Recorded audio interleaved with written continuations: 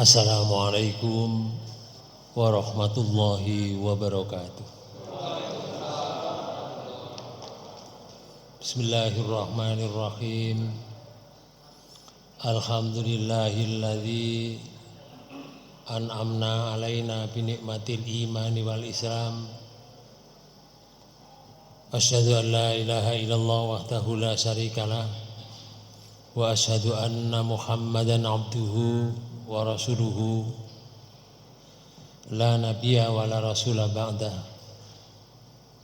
Allahumma salli wa sallim wa barik ala Muhammadin wa ala alihi wa ashabihi ajma'in. Qala Allah ta'ala fi kitabihil karim, a'udzu billahi minasy syaithanir rajim. Wa qala alladzina kafaru laula nuzzila alaihil Qur'an jumlatan wahidah kadzalika linusabbita bihi fuadaka warattalnahu tartila. Shadaqallahul azim. Hadirin hadirat Bapak Ibu yang dirahmati Allah, marilah pertemuan ini kita awali dengan bacaan basmalah. Bismillahirrahmanirrahim.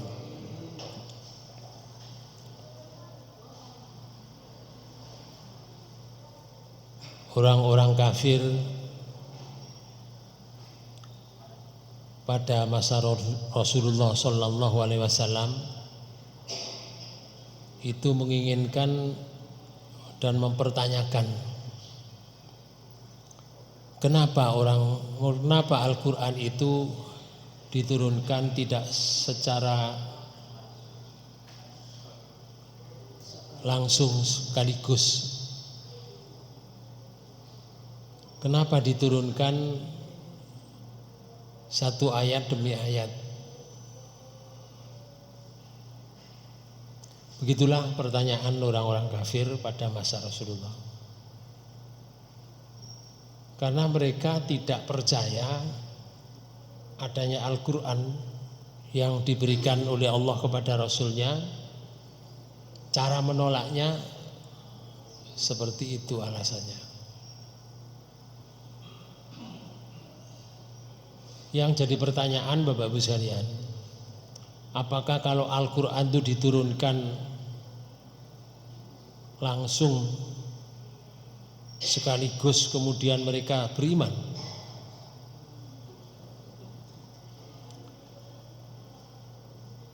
Dulu pada zaman Nabi-Nabi Rasul dulu sebelum Rasulullah Muhammad SAW, kitab Injil itu diturunkan oleh Allah sekaligus.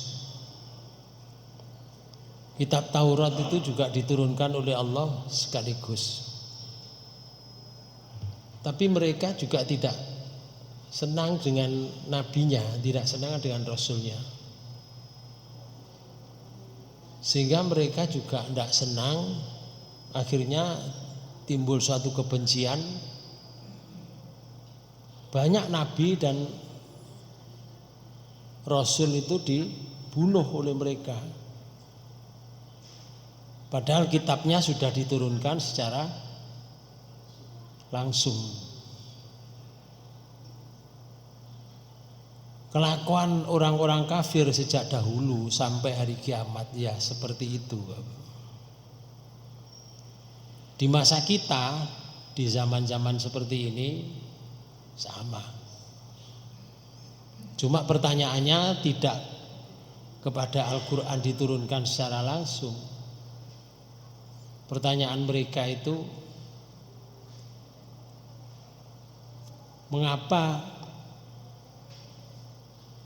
hukum itu tidak mengikuti kebanyakan orang yang di desa atau di daerah itu?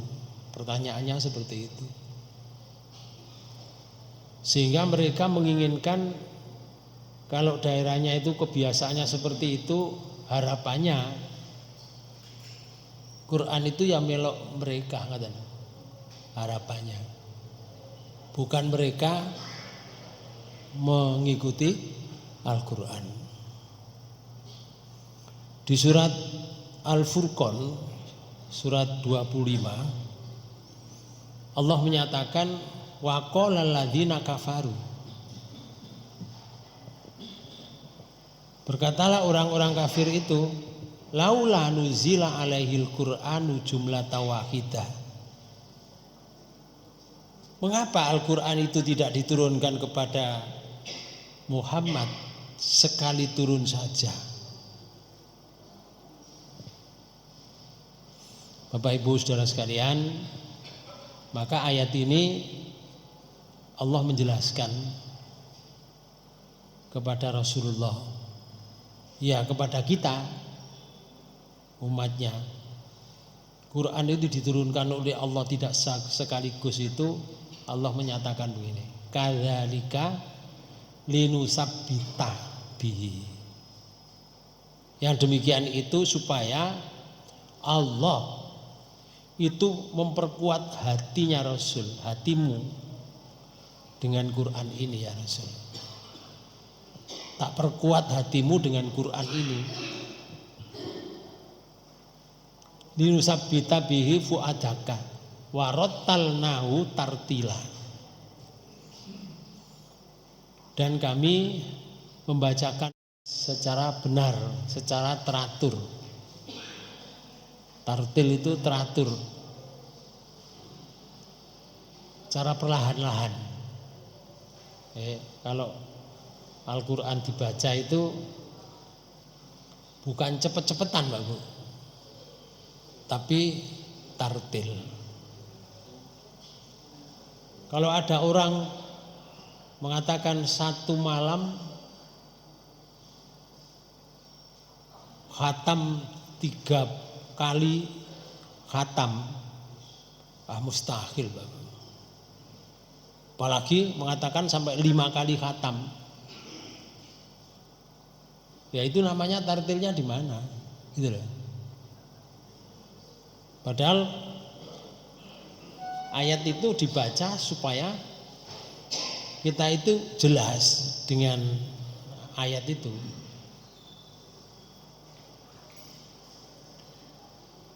Di tafsirnya Ibnu Katsir itu memberikan penjelasan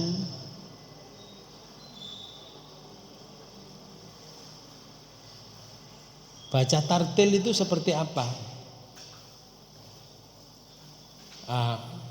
Tafsirnya Ibnu Katsir menyatakan bahwa skala sikap orang kafir itu banyak yang menentang dan ingkar pada Al-Quran. Karena itu Allah menceritakan sikap orang kafir itu yang menentang dan usil mereka itu terhadap hal yang bukan urusan mereka. Karena itu mereka mengatakan laula nuzila alaihi Quran jumlatan wahidah. Mengapa Al-Quran tidak diturunkan kepada Muhammad sekali turun saja? Pernyataannya seperti itu. Itu dalam catatannya di tafsir Ibnu Katsir menyatakan, artinya begini, mengapa Al-Quran itu diwahyukan kepada Muhammad tidak diturunkan sekali turun saja, sebagaimana telah diturunkan kitab-kitab yang sebelumnya itu sekaligus, seperti kitab Injil, kitab Taurat, kitab Zabur, seperti kitab Samawi yang lain itu. Kenapa Quran tidak diturunkan seperti itu? Itulah pertanyaan aneh-aneh yang diberikan oleh orang-orang kafir. Nah, Bapak Ibu sekalian, maka Allah menjawab, sesungguhnya Allah menurunkan Al-Quran itu secara berangsur-angsur selama lebih kurang 23 tahun, itu menurut peristiwa yang datang. Jadi begitu ada peristiwa turun ayat, ada peristiwa turun ayat yang berkaitan dengan keadaan itu, dan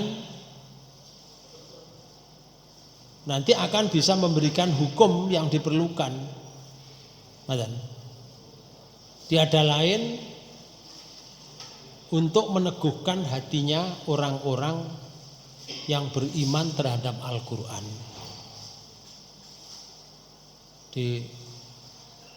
Supaya teguh hatinya. Kalau Quran itu diturunkan sesuai dengan keadaan, ada peristiwa terus turun, ada peristiwa turun. Kuat hatinya orang mukmin. Karena ada jawaban langsung, contoh ya. Ini kalau di keluarganya Rasulullah itu pernah terjadi,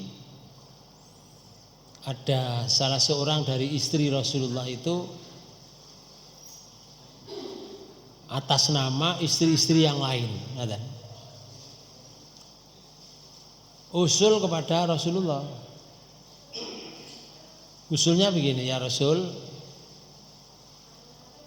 kami dari istri-istrimu mewakili dari istrimu yang lain yang berkata waktu itu Hafsah. Hafsah itu putrinya Umar bin Khattab. Jadi janda kemudian dinikah Rasul. Saya wakil dari istri-istrimu ya Rasul. Kurang lebih bicaranya mereka menuntut kepada Rasulullah,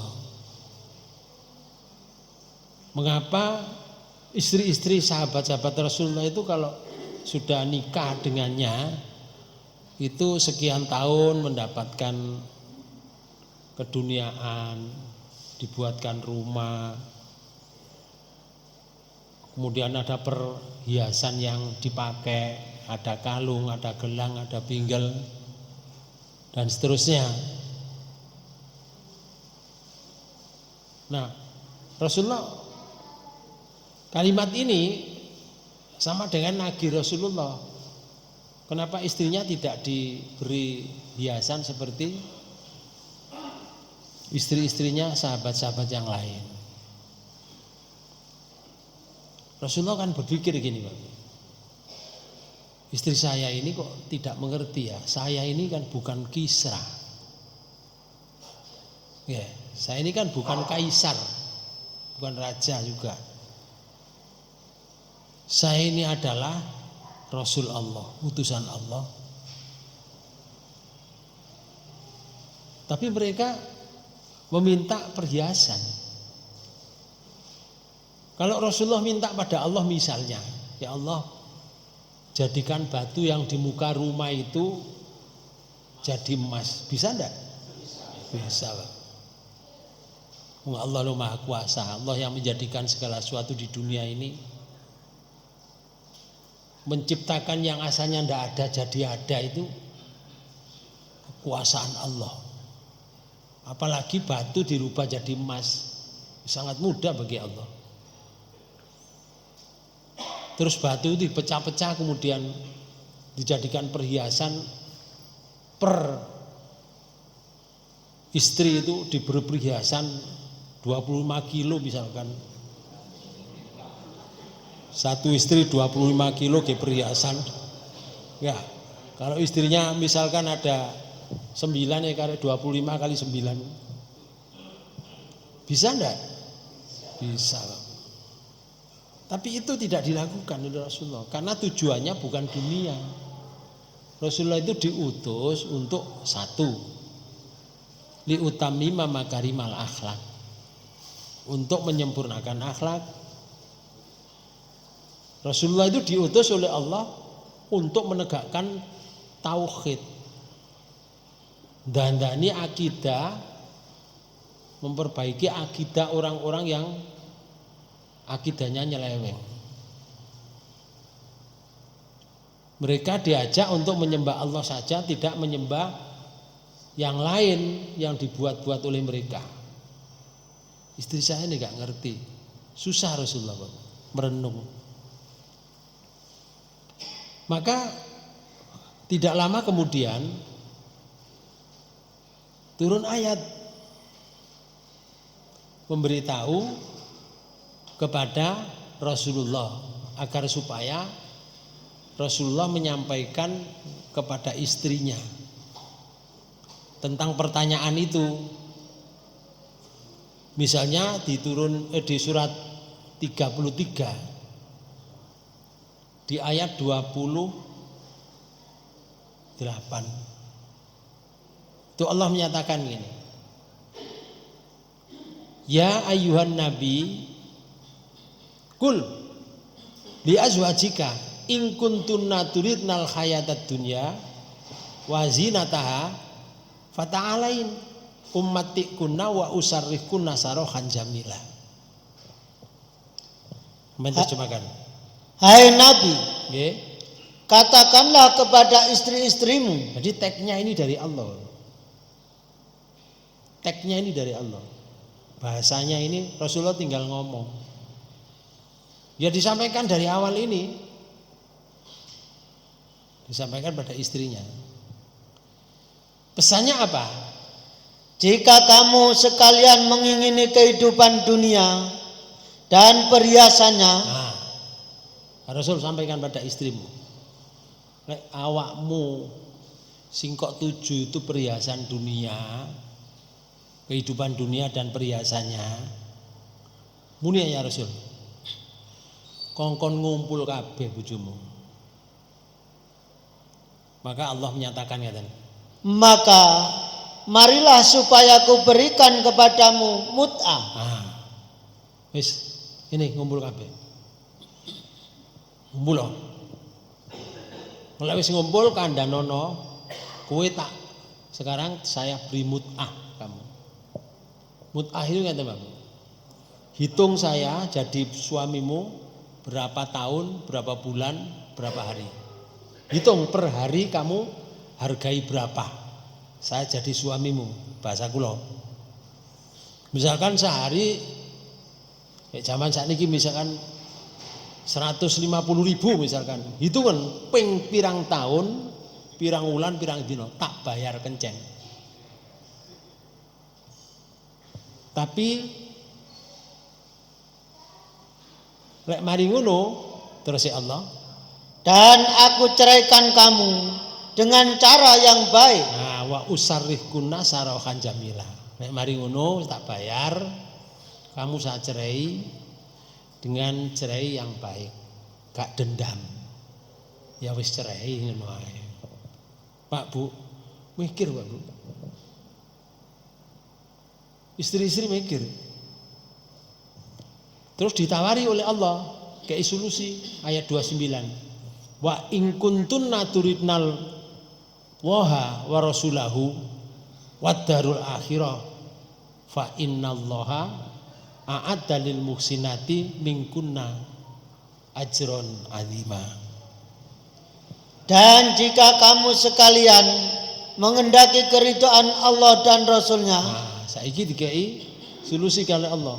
Kalau kamu mengharapkan ridhonya Allah, mengharapkan ridhonya Rasul, ditambah lagi serta kesenangan di negeri akhirat. Nah, iku sing mbok tuju telu itu. Maka sesungguhnya Allah menyediakan bagi siapa yang berbuat baik di antaramu pahala yang besar.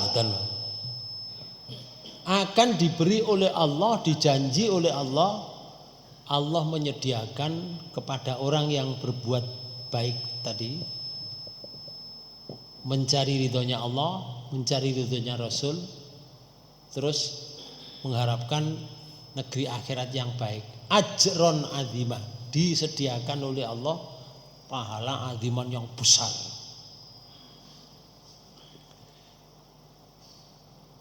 Kan suruh berpikir ini Pak. Akhirnya para istri rundingan mana? Ya apa gua ana ayat ngene turun ngene.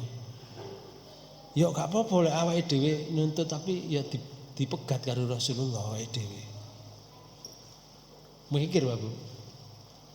Padahal jadi istrinya Rasul itu Pak Bu, jaminan surga. Jadi istrinya Rasul itu jaminan surga. Kalau taat pada Allah dan Rasulnya. Lelek dicerai kali Rasulullah, nggak ada jaminan surga. Padahal hidup hanya seperti ini aja. Manusia itu mencari kenikmatan sak piro sih gede ini nikmat. Masih duwe wake Pak Bu. Wis tuwek gak oleh mangan duren Pak Bu, temenan. Masih duwe akeh. Gak oleh mangan duren. Pemane kolesterol tinggi terus ya asam uratnya tinggi. Wis tambah gak oleh blas Pak. Duwe akeh tapi gak iso mangan duren. Biyen waktu cilik gak duwe duwe gak iso tuku duren. Saiki duwe akeh gak oleh mangan duren. Padha ae. Nggih. Sapiro sih nikmate? Masih nyambut gawe metiti kaya apa ya? Gak apa-apa nyambut gawe metiti. Tapi hasilnya nyambut gawe itu kan bukan untuk gagah-gagahan saja, bukan untuk kesombongan saja, bukan untuk apa? Pemegah-megahan. Tetapi hasilnya itu sebagian diinfakkan sabilillah. Makanya Allah banyak ayat menyatakan wa anfiqu mimma razaqnakum min qabli ayati yaumul akhadikum. Dan nafkahkan sebagian harta yang saya berikan kepadamu sebelum datang kematian di antara kamu. Banyak ayat seperti itu, Pak. Akhirnya diurungkan, Pak Bu. Ya dengan apa? Utusan dari salah satu istri itu, ya Rasul, enggak jadi ya Rasul. Enggak jadi beli apa-apa. Sudah begini aja sudah cukup ya Rasul, sudah cukup. Yang penting engkau ridho, Allah ridho, engkau ridho. Sudah cukup ya Allah, ya Rasul. Bapak Ibu sekalian, akhirnya peristiwa itu yang terjadi ini menjadi pelajaran. Jadi pelajaran untuk kita semuanya. Dan istri-istri orang yang di zaman Rasulullah selain istrinya Rasul. Jadi pelajaran. Makanya nek digawe pelajaran ini ngeten Pak Bu. Ketika seorang istri menekan suaminya agar supaya membelikan apa yang diharapkan. Kalau suaminya tidak kuat, tidak boleh Pak Bu. Kedengkek wong sing lanang Pak Bu. Ngertos kedengkek menjene. Napa? Napa? Cuklek gegere Pak Bu. Ngoten lho. Iku sing gak iso berbuat banyak. Kalau dia ada bisa berbuat banyak, akhirnya cari ke sana, cari ke sini. Menggurita Pak Bu. Wis gak peduli mbok sampai sabu didol Pak Bu. Nggih, barang haram didol. Supaya mendapatkan yang lebih banyak lagi. Ya akhirnya dicekel polisi kan. Nggih. Nggih. Banyak orang seperti itu, para pejabat penjampir sani. Yang ngoyo dengan itu. Jare wong suwayahe apes biyen gak apes gak apa-apa jare ngoten. Saiki suwayahe apes. Mboten apes-apesan ngoten. Jadi seorang istri itu yang baik melihat suaminya. Suaminya itu gagange gandalane, gantungane iku sak pira gedene ngoten lho. Lek gantungane cilik, ojo dikeki beban yang berat, puklek nggih. Kudune kudu padha.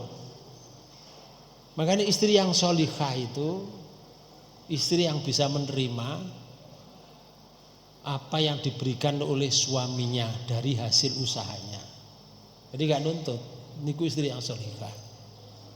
Taat pada Allah, taat pada suaminya selama suaminya itu berjalan di jalan yang benar. Bahkan ada hadis yang menyatakan yang lain selain itu.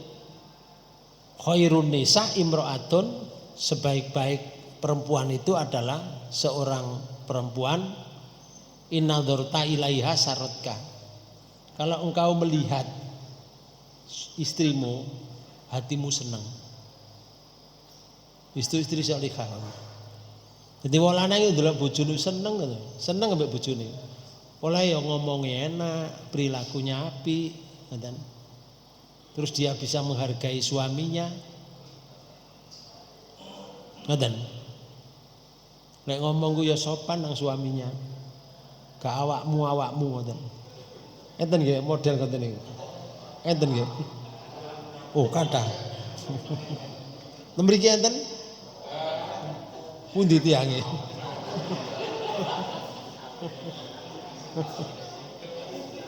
Nggih, Pak Bu. Jadi ngomong enak. Pak, cara berpakaian juga menyenangkan suami. Itu istri sholihah. Sing pertama. Inna dzarta ilaiha sarotka. Wa in amartaha atau atka. Kalau diperintah suaminya taat. Sampai ada hadis Muslim, Bu, riwayat Muslim ini. Kalau suamimu membutuhkan kamu, perintah kamu sedang berada di atas kuda, di pelana kuda, di atas kuda. Suamimu butuh kamu, merintah kamu berada di atas pelana kuda. Maka laksanakan di situ. Ngoten, Bu. Pak. Sampai seperti itu. Ada lagi hadis menyatakan, andaikan ada orang boleh menyembah orang, akan saya perintahkan istri menyembah suaminya. Ngoten. Hadis sahih riwayat Muslim. Oleh karena itu Bapak Ibu Saudara sekalian, ayat yang diturunkan oleh Allah sesuai dengan keadaan ini untuk menguatkan orang-orang yang beriman, termasuk kita yang menerima Al-Quran dari Rasulullah, dari Allah kepada Rasulullah, dari Rasulullah kepada kita. Di ayat di surat 17, surat Bani Israel, ayat 106 itu Allah menyatakan ini. Wa Qur'anan faraqnahu litaqra'ahu 'alan nasi ala muksin wa nazzalnahu tanzila. Ayat 106. Dan Al-Qur'an itu telah kami turunkan dengan berangsur-angsur. Nah, di sini berangsur-angsur agar kamu membacakannya perlahan-lahan kepada manusia. Nah, di sini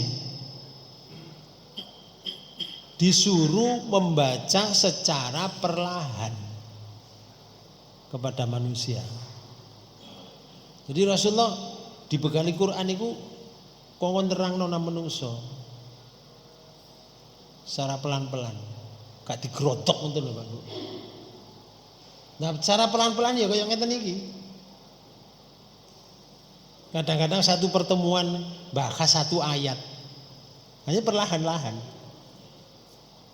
Al-Quran itu tidak hanya dibaca saja, tapi diperhatikan isinya, artinya, kemudian dianalisa isinya, dan diaplikasikan dalam kehidupan. Itu Quran. Quran itu bukan untuk nyowok-nyowok, Pak Bu. Pertos. Quran itu bukan untuk ngantemi demit, ngantemi gendruwo mboten. Wis kadung menjadi menjadi tradisi, menjadi kepercayaan. Sebetulnya mereka itu mengagungkan Quran, cuma jalannya salah jalan. Mulai awakmu wedi karo kuburan nak ya, ana liwat nang kuburan maca ayat kursi. Karepe ayat kursi nggih ngantemi gendruwo sing nang kuburan niku. Ya gak iso ya. Nggih mboten saged. Ayat kursi itu surat Al-Baqarah disebut oleh orang ayat kursi. Ayat kursi itu kalau kita pelajari, keimanan seseorang itu semakin tinggi, Bapak. Karena mempelajari ayat kursi. Di situ kan Allah menyatakan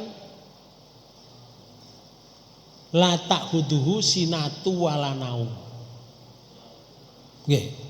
Allah itu tidak tidur ya tidak ngantuk. Enggak seperti kita. Terus Allah itu punya kekuasaan wasi'ah kursiyuhus samawati wal ard. Kekuasaan itu luasnya kursiyuhus, kekuasaan Allah samawati wal ard, langit dan bumi. Sebetulnya kalau kita mempelajari ayat itu, keimanan kita semakin tinggi. Orang itu kalau sudah imannya tinggi, tidak akan takut kepada yang lain. Termasuk gak takut pada genderuwo, karena genderuwo itu gak ada. Ngoten lho. Bukan ayat kursi digawe ngantemi genderuwo mboten. Orang saiki melaku pinggir kuburan. Karena dia takut baca ayat kursi. Baca ayat kursi karena takut. Lek baca yang redeg, Pak. Enggak. Allahu la ilaha illallahul hayyul qayyum. La ta'khudhuhu sinatun. Bapak Ibu sekalian, nek kuno iku ya ana binatange. Kadang-kadang kucing ngincer tikus mriku. Lah nek ana wong ngejer-ngejer kucing gak wedi ya kira-kira. Kucing iso mlayu grumasak. Wonge kaget, lali wisan sing diwaca. Dadi kul huwallahu ahad, Allahu samad, lam yalid wa lam yulad. Ngoten. Nggih pun bingung kaget. Wis gak karu-karuan. Jadi ayat kursi mari gak digawe ngantemi kulian. Ngali nang kul huwallahu ahad. Nek kucinge mlayu rono wis ana tembok, wonge tambah wedi, balik maneh kerasa karo gak jungkel lah wong kira-kira. Gak sida mlaku, Bang. Kanjene Al-Qur'an itu bukan untuk alat untuk ngantem, Mbak. Untuk mukul orang, untuk mukul segala-galanya tidak ada. Quran itu dibaca, dianalisa, kemudian kita lihat isinya, terus diterapkan dalam kehidupan, namanya diaplikasikan. Karena itu Allah menyatakan, gitu, awakmu tak kei Quran berangsur-angsur itu ya Rasul, supaya kamu membacakan secara perlahan kepada manusia. Di akhir ayat menyatakan, dan kami menurunkannya bagian demi bagian. nggih, wa nazzalnahu tanzila. Tanzilan itu gelombang-gelombang, bagian-bagian. Jadi diturunkan oleh Allah secara gelombang lagi, bagian-bagian. Ya tergantung dari masalahnya hidup ini. Bahasa kula, Pak Bu, apa yang ada dalam kehidupan itu ya di Quran itu. Bicara apa saja di Quran sudah membahas.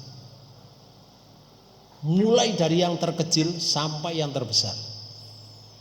Di dalam Quran itu dibahas, Bapak Ibu sekalian. Di akhir ayat di surat 25 tadi, ayat 32, ya, di akhir ayat kan, kadzalika linusabbita bihi fuadaka warattalnahu tartila. Demikianlah supaya kami perkuat hatimu dengan Al-Quran, dan kami membacakan secara tartil, secara benar, secara teratur. Kalau di ayat ini kan disebutkan linusabbita bihi, supaya kami perkuat hatimu dengannya. Menurut Qatadah, Pak Bu, ulama namanya Qatadah, dalam tafsirnya disebutkan mengatakan bahwa makna tartil di sini artinya menjelaskan. Jadi kalau dibaca tartil itu artinya dijelaskan, yaitu menjelaskan dengan sejelas-jelasnya. Menurut Ibnu Zaid itu arti tartil itu yang dimaksud adalah kami Allah itu menafsirkannya dengan jelas. Memang di Quran itu ada yang jelas, ada yang belum jelas, Pak Bu. Sing jelas jenenge muhkamat, nggih ya. Sing belum jelas itu urusannya Allah, jenenge mutasabihat.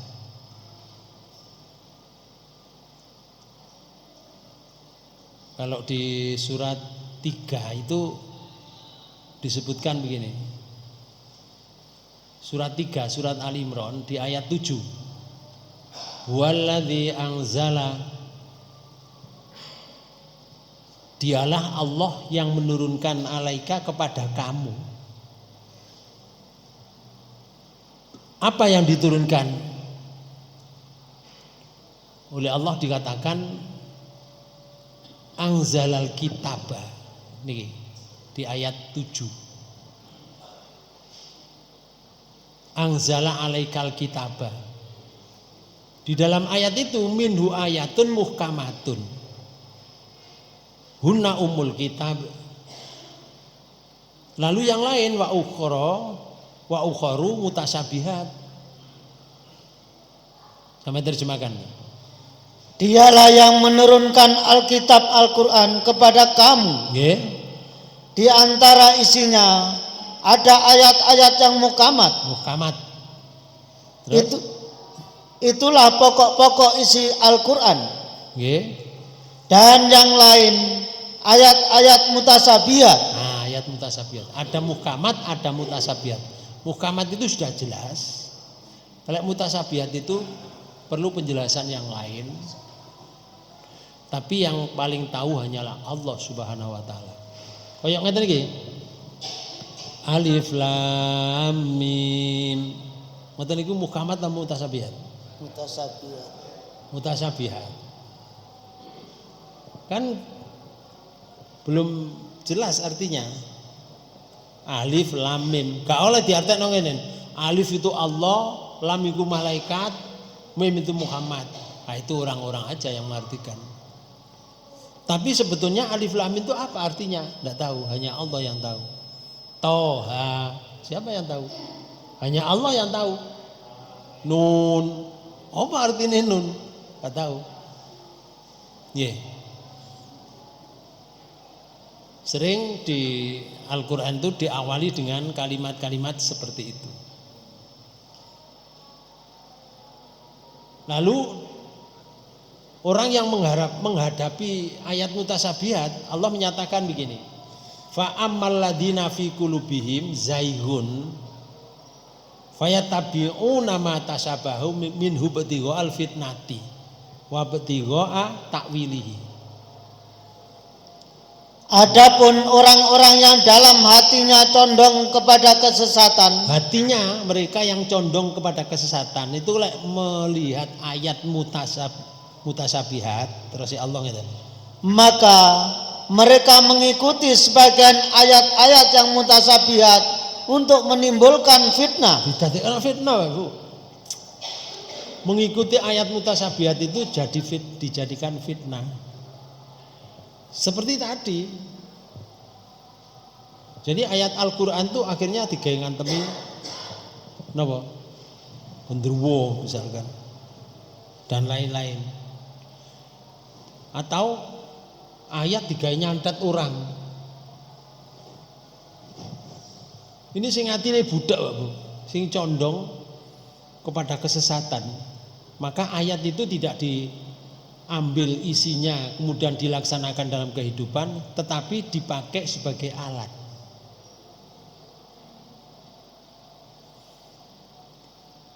Untuk menimbulkan fitnah. Fitnah itu apa? Cobaan. Fitnah itu cobaan. Hidup itu fitnah. Hidup itu cobaan. Jadi kalau panjenengan ada kalimatnya tadi ya. Kullu nafsin dha'iqatul maut wa nabluukum bisyarri wal khairi fitnah. Setiap yang hidup itu pasti akan mengalami kematian. Allah memberikan cobaan baik, buruk, ya. Allah memberikan cobaan buruk dan cobaan baik. Fitnah, menjadi fitnah. Fitnah niku kanggo nyoba. Dunia itu fitnah untuk kita. Arti yang jelas ini kan, kalau kita menghadapi dunia, ya apa skala sikap orang itu menghadapi dunia. Wis kula kayak contoh, kalau saya jadi orang pangkat, yang pangkat derajat status sosial saya ini di atas orang-orang yang ada di sekitar kita, sekitar saya. Bagaimana skala sikap saya ketika saya diberi oleh Allah jabatan status sosial yang tinggi? Saya sombong atau saya tetap seperti kita semuanya? Pembicaraan saya ini menyakitkan hati orang atau tetap saya berbicara sesuai dengan akhlak yang diberikan oleh Allah, diajarkan oleh Rasulullah? Niki jenenge fitnah. Jabatan itu fitnah untuk menfitnah kita. Nggih. Untuk memfitnah kita, untuk mengetahui seberapa orang itu. Ngoten lho. Kalau untuk menimbulkan fitnah berarti membuat satu fitnah yang seperti tadi contohnya. Awak niki nun sewu, lek gak duwe Pak Bu, lek gak duwe donya, gak duwe donya gak pate akeh misalkan. Ya potongane loyo awake. Nggih. Tapi lek kira-kira donyane akeh ngoten nun sewu. Loyo napa mboten? Mboten. Lek wonge ngeten, ketika dia itu dititipi oleh Allah dunia, kemudian sikapnya tidak seperti orang yang paling atas, yang paling berharga dibanding dengan orang itu. Kalau tidak ada sifat seperti itu, berarti dia lolos. Tidak terkena fitnah. Tidak terkena fitnah oleh harta. Jadi orang yang baik itu duwiya gak duwiya, pangkat atau gak pangkat, padha ae. Tawadhu kepada Allah dan mengikuti Rasulnya, tetap tidak menimbulkan satu kesombongan, maka itulah fitnah namanya. Fitnah itu lah bahasa Arab ya. Lek bahasa bendai ngoten namanya asa Pak Bu. Ngoten asa. Ungkal-ungkal. Sing ngasa napa niki? Iso itu. Nggih. Itu namanya fitnah. Tapi asa yang dipakai untuk mengasah emas. Jadi kalau emas itu diasah di atas asa ini, krek gitu, kemudian diberi air apa nih kok? Air keras. Air keras gitu. Air asal atau air keras? Nggih. Nah, Bapak Ibu sekalian, akhirnya dapat diketahui emas ini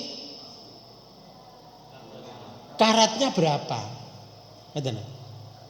Apa 24 karat atau 10 karat? Enggak. Atau sekarat? 1 karat maksudnya. Nggih. Itu setelah diasah. Diasah di atas fitnah. Akhirnya menjadi bahasa akhlak, Pak. Maka ketika orang itu kena fitnah, kelihatan semua. Yang kecil-kecil itu kelihatan, yang tersembunyi-sembunyi kelihatan. Itu namanya difitnah. Aku difitnah. Wah, akhirnya ketok kabeh. Itu bahasa fitnah. Sedangkan ayat ini Pak Bu, orang yang hatinya condong kepada kesesatan menghadapi ayat mutasabihat itu menimbulkan fitnah. Lanjut. Dan untuk mencari-cari takwilnya. Untuk mencari takwilnya. Ayat ini takwilnya seperti ini, seperti ini. Mencari-cari takwilnya. Padahal belum tentu benar takwil itu. Padahal tidak ada yang mengetahui takwilnya melainkan Allah. Melainkan Allah. Ngoten. Kalau kayak contoh ya.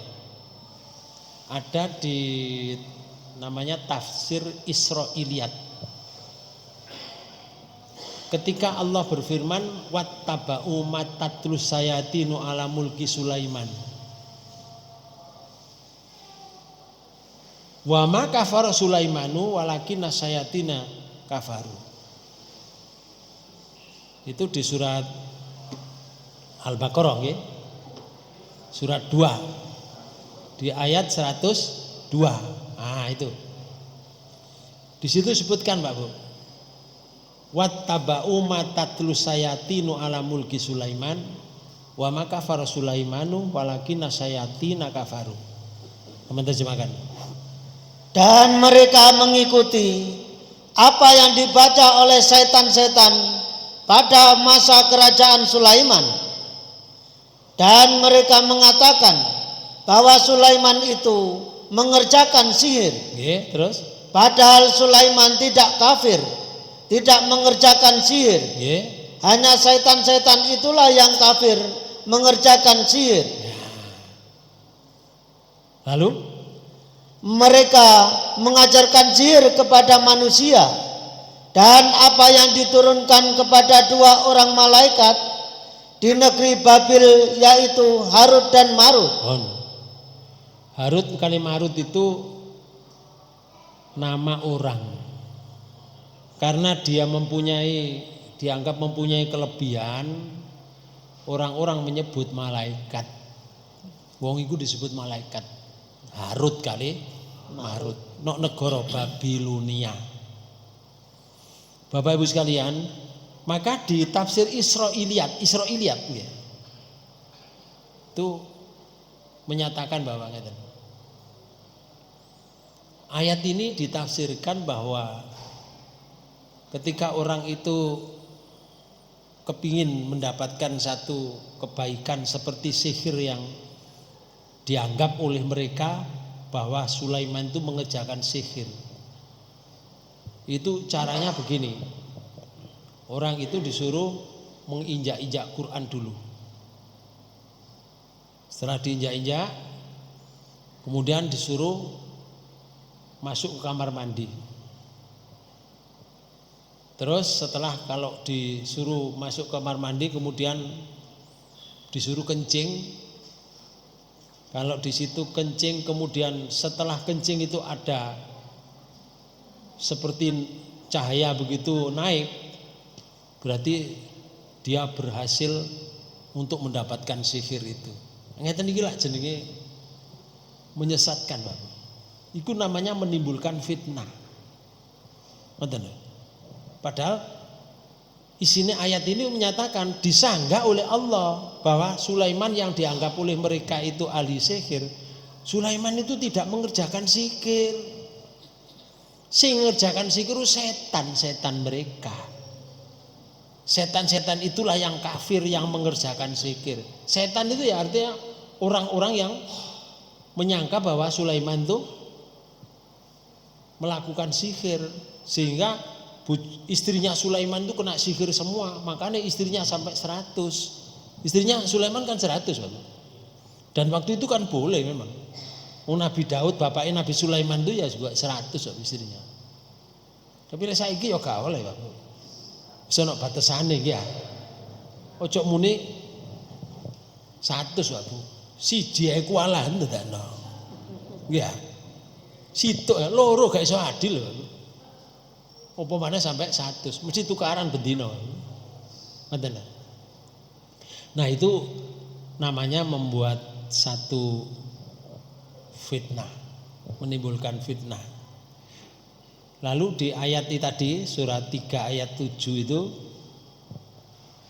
yang tahu takwilnya hanya Allah Subhanahu wa taala, yang lain tidak tahu. Ngoten. Kemudian di akhir ayat wa ma ya'lamu ta'wilahu illallah warrasikhuna fil ilmi yaquluna amanna bihi kullun min indi rabbina. Dan orang-orang yang mendalam ilmunya berkata, sing mendalami ilmu, orang ulama namanya, melihat ayat seperti ini terus ya Allah, kami beriman kepada ayat-ayat yang mutasabihat. Beriman. Ya begitu keadaan ayat yang diturunkan oleh Allah seperti itu, tidak ditakwilkan bermacam-macam.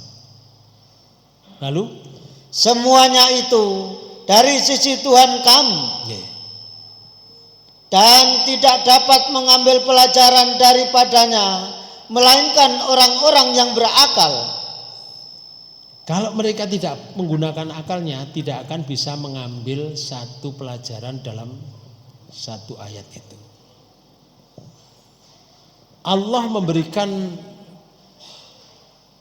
hatinya Rasulullah supaya kuat. Itu salah satu diantaranya hikmah Al-Quran diturunkan berangsur-angsur itu Pak Bu. Satu, menguatkan hati Nabi Muhammad Sallallahu Alaihi Wasallam dalam menyampaikan dakwah. Ini yang pertama. Ya, seperti di surat 25 ayat 32 tadi, dan di surat 6 ayat 34. Itu Allah menjelaskan ya kan. Surat Al-An'am ayat 24. Alladzina yuhsaruna ala wujuhihim ila jahannam ulaika syarrum makana wa adallu sabila. Surat 6 ayat 34. Dan sesungguhnya telah didustakan pula rasul-rasul sebelum kamu.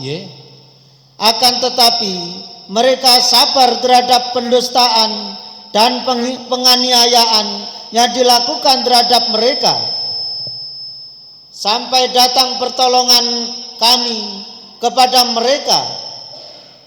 Tak ada seorang pun yang dapat merubah kalimat-kalimat janji-janji Allah. Dan sungguh telah datang kepadamu sebagian dari berita rasul-rasul itu.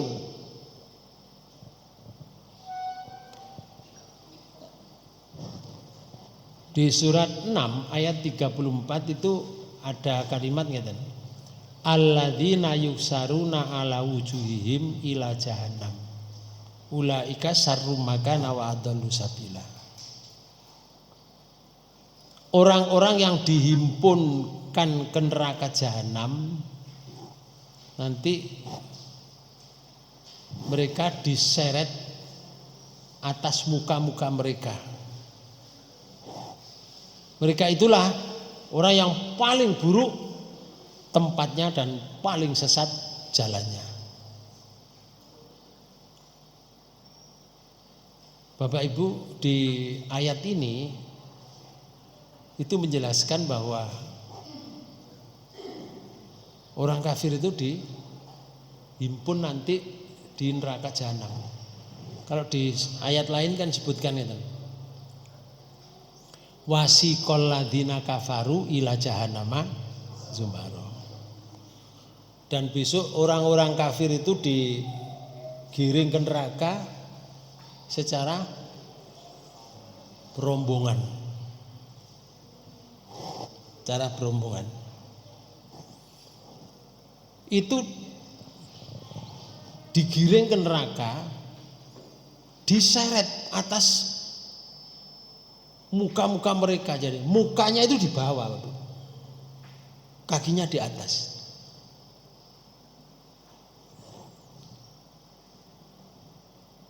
Mereka digiring masuk neraka dalam keadaan yang paling buruk. Lalu di surat Furqan ini di ayat 34 itu kan dijelaskan. Alladzina yusaruna ala wujuhim ila jahannama ulaika syarrum makana wa adallu sabila. Niki. Orang-orang yang dihimpun ke neraka jahanam dengan diseret atas muka-muka mereka. Nggih. Mereka itulah orang yang paling buruk tempatnya dan paling sesat jalannya. Itu Bapak-Ibu sekalian, Rasulullah pernah ditanya. Yang hadis itu dari sahabat Anas bin Malik yang mengatakan bahwa ada seorang laki-laki bertanya kepada Rasulullah. Tanyanya gitu, wahai Rasulullah, bagaimanakah orang kafir digiring masuk neraka jahanam di atas mukanya? Artinya di mukanya itu di bawah. Oke. Masa ada orang berjalan dengan muka ya Rasul? Kan besok di hari kiamat itu kan ono wong sing dijungkir gitu loh. Jadi berjalan dengan mukanya, bukan kakinya. Begitu mendatangi panggilan Allah, dia tidak bisa diseret-seret oleh malaikat. Begitu juga nanti masuk neraka ya, diseret-seret dengan muka, masa bisa berjalan? Kalau toh bisa berjalan, ya sakit Pak Bu. Wong muka ini kena debu saja sakit, apalagi kena kerikil, kena batu kecil-kecil. Nyonggo awak sakmene, mukanya dipakai jalan. Ya berat Pak Bu. Tapi nanti akan terjadi semacam itu. Susah. Panjenengan kalau nggak percaya ya, coba nanti kalau sudah pulang di atas kasur saja Pak Bu. Jangan di tanah. Ya. Sikile sampean jungkir nok ndukur. Ya, mukai dikek ngarepe ndukure kasur. Sak jam ae. Sak jam. Kuat enggak? Ya puklek Pak Bu gurune. Padahal di Maksar itu tidak 1 jam. Di sana itu yauman ka alfasanatin mimma ta'udun. 1 hari itu kalau di sana, sini 1 hari 12 jam. Kalau di sana 1 hari begini butuh 1000 tahun. Kalau dihitung di sini. Nah, kalau misalkan di Maksar itu diputuskan oleh Allah. Misalkan diputuskan di Maksar itu untuk menunggu keputusan dibutuhkan waktu 100.000 tahun. Sekarang hitung Pak Bu. Setahun itu 305 dina. 305 dina itu ping 1000 kan 305.000 tahun. Nah lek ping 100.000. Kalau wong sak jame gak kuat. Terus bagaimana? Itulah siksa. Begitu ditanya, sahabat bertanya, Rasulullah menjawab, innalladzi amsahu ala rijlaihi qadirun ayyum siyahu ala wajhihi yaumal kiamati. Sesungguhnya Tuhan Allah itu yang membuatnya berjalan di atas kedua kakinya. Kalau di dunia ini itu bisa, mampu membuatnya. Allah mampu juga membuat berjalan di atas mukanya kelak di hari kiamat. Jadi saiki kita bisa berjalan dengan di atas kaki. Besok di akhirat ada orang berjalan di atas kaki, tapi juga Allah mampu membuat orang itu berjalan di atas wajahnya. Hadis riwayat Bukhari. Jadi kembali ke sini Bapak-Ibu sekalian, mereka mengharapkan bahwa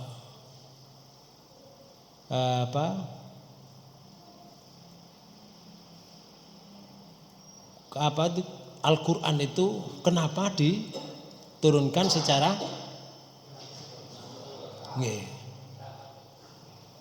tidak sekaligus, kok berangsur-angsur.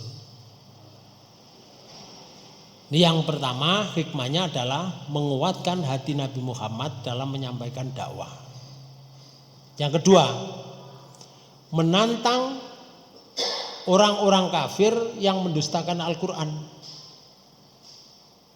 Pada dasarnya tujuan kaum musyrik ingin sekali melemahkan Nabi Muhammad SAW dalam dorongan berdakwah.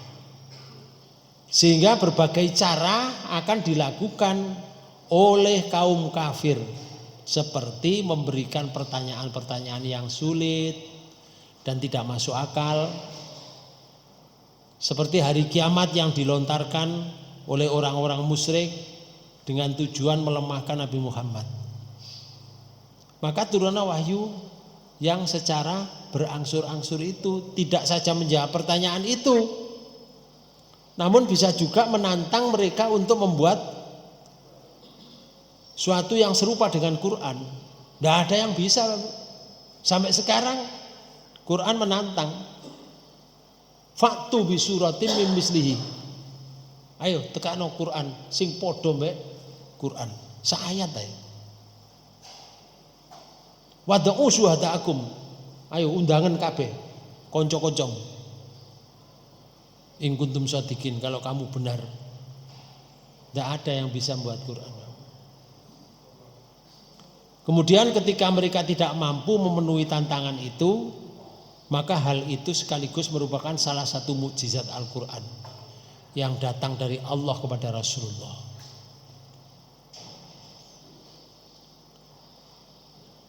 Pertanyaan mereka macam-macam tentang kiamat, tentang cerita yang ada di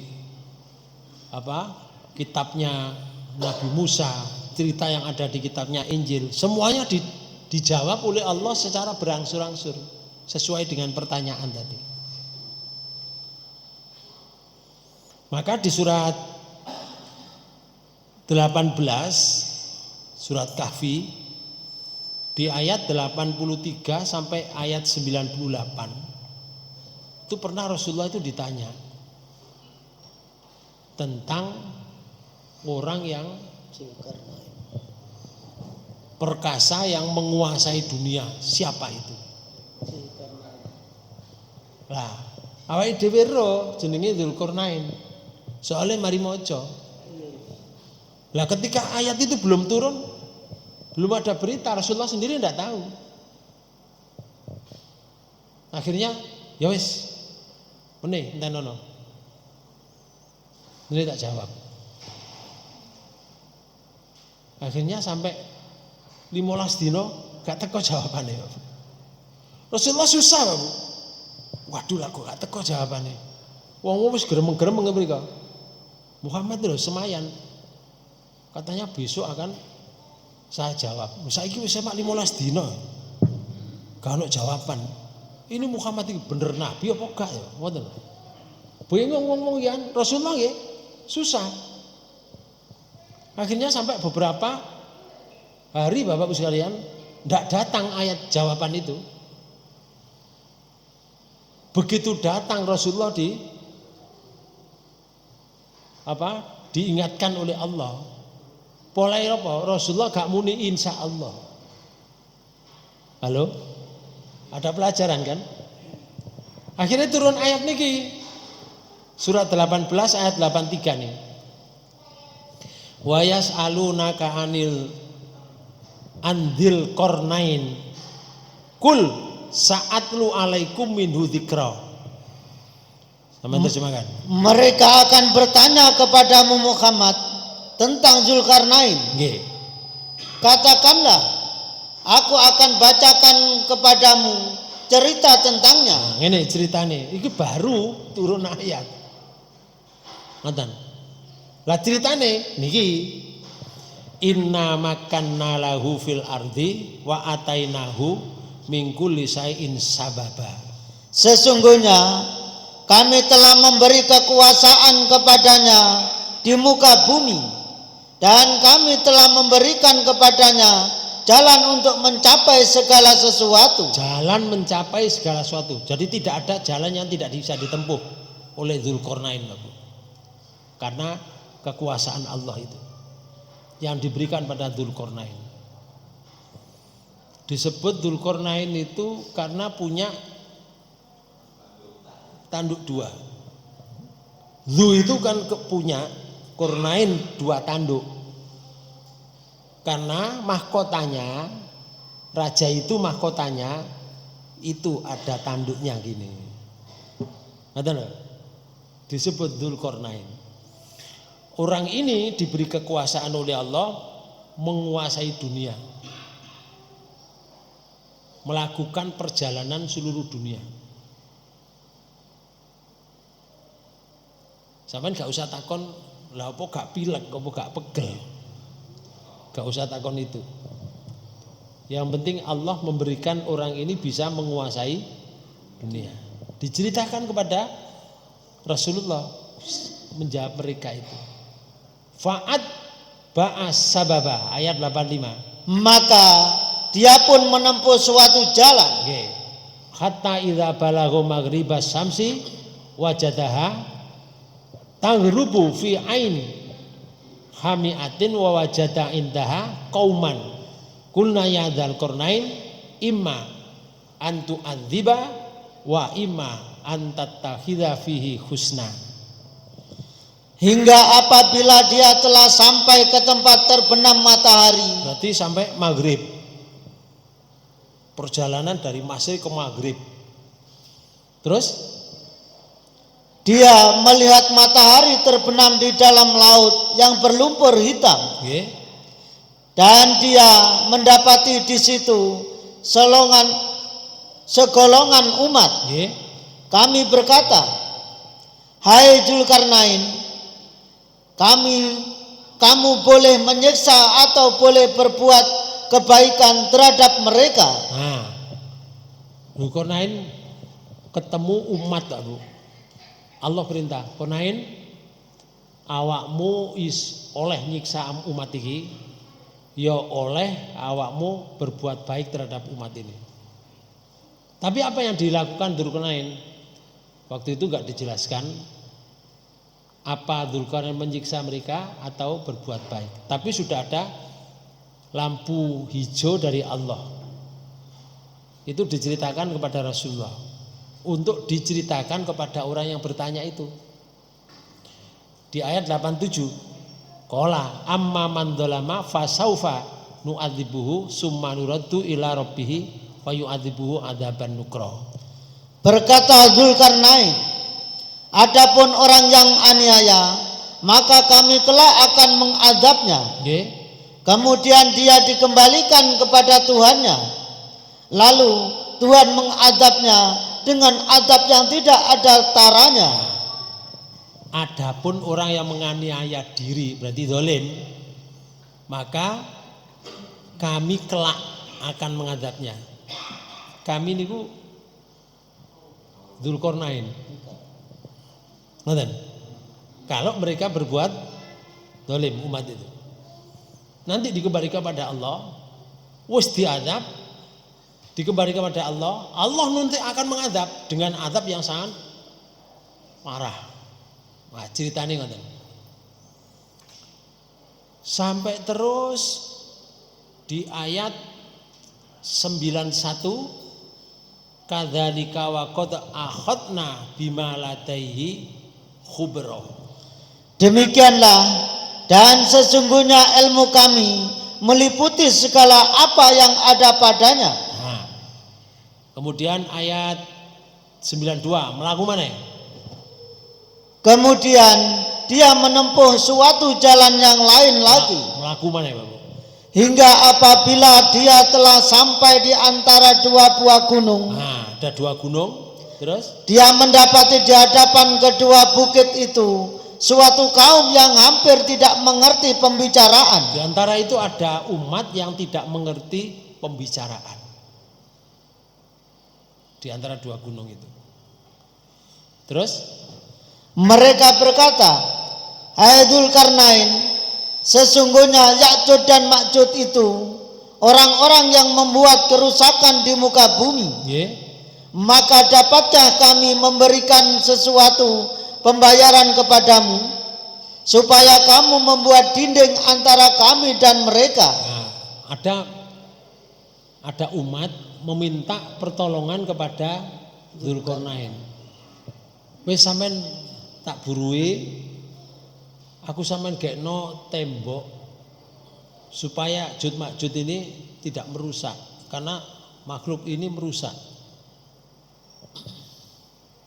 Apa kata Dzulkarnain di ayat 95?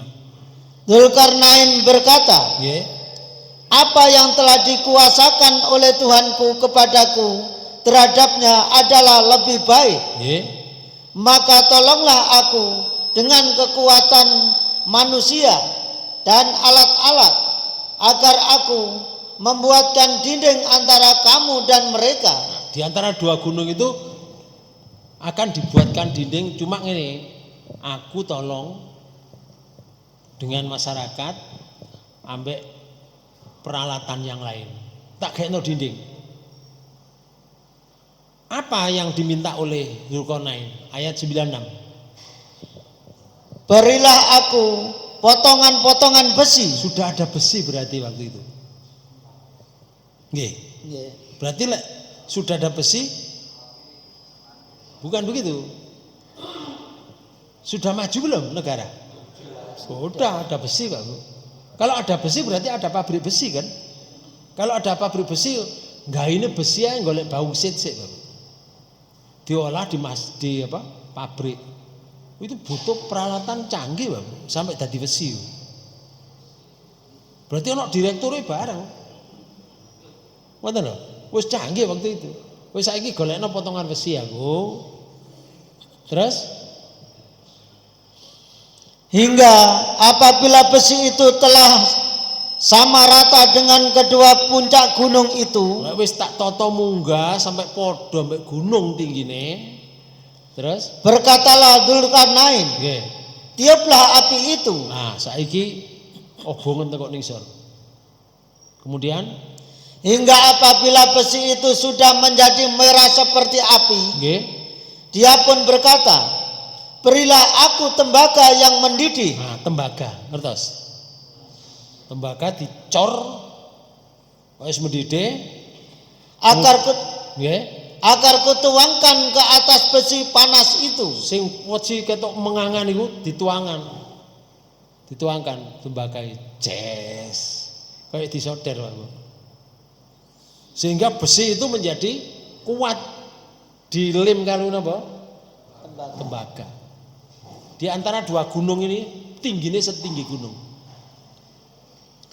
Kemudian Dzulkarnain berkata, "Ini dinding adalah rahmat dari Tuhanku." Maka 97. Ayat 97. "Maka mereka tidak bisa mendakinya dan mereka tidak bisa pula melubanginya." Jadi Ya'juj Ma'juj itu ngelubangi gak iso, mendaki yo gak iso. Setinggi gunung. Lah ono makhluk di sana. Di balik tembok itu ada namanya Ya'juj Ma'juj. Sampai sekarang? Iya, sampai sekarang. Dzulkarnain sebelum Rasulullah. Bapak Ibu sekalian, dibuat itu sampai sekarang belum rusak. Betul? Sampai Rasulullah itu pernah menyatakan Ya'juj Ma'juj itu nanti jumlahnya banyak sekali berkumpul di sana. Itu tidak bisa ke sana kemari, hanya mereka berkumpul dengan bangsanya sendiri namanya Ya'juj Ma'juj. Itu tidak akan muncul. Nanti kalau sudah menjelang hari kiamat, Ya'juj Ma'juj itu muncul, keluar. Ngeten. Sekarang ini kalau melubangi ngeten, dilubangi ngeten.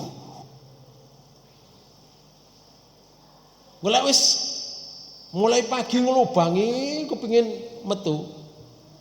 Guru sampai tekok ngene lepasi lubang itu menjadi malam, gelap. Lubangnya buntu lagi Pak Bu, seret. Besok melubangi lagi terus, kerja terus mereka, melubangi kepingin menerobos ke sana. Tapi kalau sudah malam buntu lagi. Sampai sekarang. Kemudian kapan itu jebol lubang itu? Di ayat 98. Dzulkarnain berkata, ini dinding adalah rahmat dari Tuhanku, maka apabila sudah datang janji Tuhanku, dia akan menjadikannya hancur luluh, dan janji Tuhanku itu adalah benar. Menjelang hari kiamat, pemimpinnya Ya'juj Ma'juj, ayo kita kerja dengan keras. Kalau kita nanti sudah sampai ke sana, insya Allah pimpinannya muni insya Allah, insya Allah kita akan bisa menerobos sana. Yaitu akhirnya terjadi lubang dan Ya'juj Ma'juj bisa keluar dari situ. Ketika Ya'juj Ma'juj keluar, banyak hadis yang menerangkan panjang sekali tentang keluarnya Ya'juj Ma'juj. Itu secara singkat Pak Bu. Begitu keluar dengan cepat, semua yang ada di daerah yang sudah dimasuki oleh Ya'juj Ma'juj, semua harta bendanya dirusak, peternakannya juga dirusak. Dia akan melewati Laut Tengah. Air yang di Laut Tengah akan diminum oleh Ya'juj Ma'juj habis. Berarti banyak Pak Bu. Awake dhewe ngombe sakali berantas iso enggak? Enggak mungkin. Di Laut Tengah nanti akan habis airnya. Diceritakan di ayat lain panjang sekali. Cuma enggak bisa saya menceritakan hari ini. Insya Allah pada waktu dan gelombang yang sama. Itulah menjelang hari kiamat nanti. Demikian Bapak dan Ibu saudara sekalian, kita tutup pertemuan ini dengan bacaan hamdalah. Subhanakallahumma rabbana bihamdika asyhadu an la ilaha illa anta astaghfiruka wa atubu ilaik. Kurang lebihnya mohon maaf. Wassalamualaikum warahmatullahi wabarakatuh.